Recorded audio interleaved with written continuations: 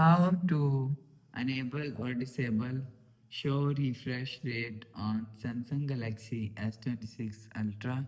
So let's start the video. First of all, go to app library.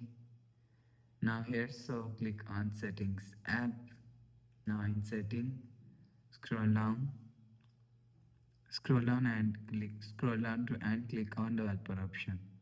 So after click on developer option, scroll down and search show refresh rate. So scroll down and search.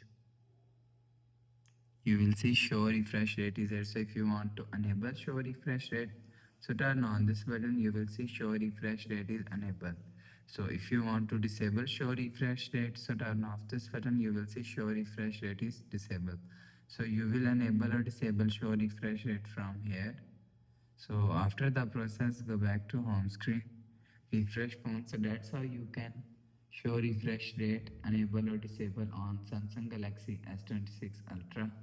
So if you like the video, please subscribe. Thanks for watching.